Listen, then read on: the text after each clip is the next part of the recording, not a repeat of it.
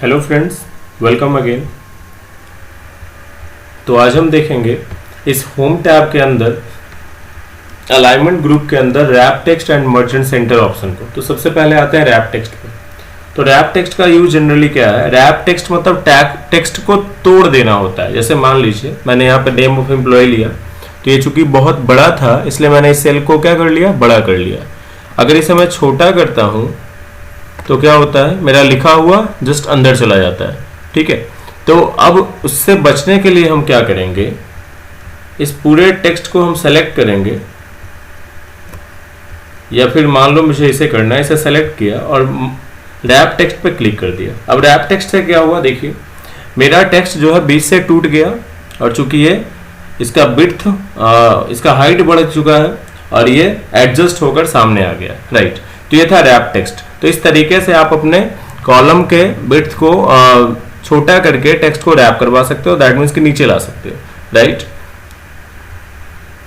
अब अगर हम इसके विड्थ को सारा एडजस्ट कर दे, सारे को चिपका दे, तो क्या होगा, ये सारा इंफॉर्मेशन दिख नहीं रहा है। तो कुछ और भी तरीका है जिसके थ्रू आप इस काम को आसान कर सकते हैं। वो क्या है मैं आपको भी बताता हूं। मैंने मान लीजिए मैं इसे छोटा कर दिया। राइट, तो छोटा होने के बाद क्या हुआ, इसके हेडिंग्स जो है वो नहीं दिख पा रहे हैं, प्रॉब्लम हो गया।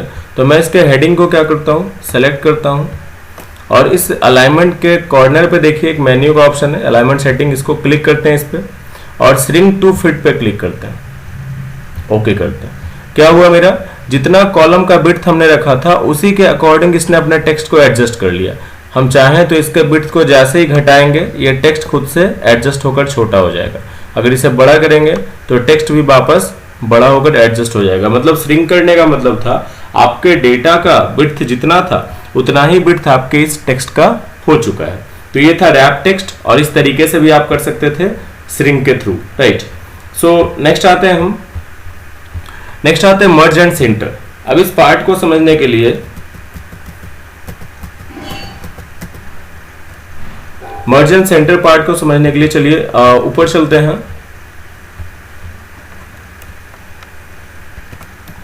तो मैं आ चुका हूं यहां मुझे मान लीजिए हेडिंग दिखाना है, सैलरी मंथली रिपोर्ट्स। ठीक है, अब इस हेडिंग को दिखाना है। अगर ये हेडिंग बनाना है तो देखिए ये सेल के अंदर आ रहा है, पर्टिकुलर सेल बाय, लेकिन मुझे क्या करना है कि ये हेडिंग एक ही सिंगल लाइन में हो। तो इसके लिए हम क्या करेंगे, इस पूरे सेल को हम कर लेंगे सेलेक्ट यहां तक, उसके बाद मर्ज एंड सेंटर पे क्लिक करेंगे।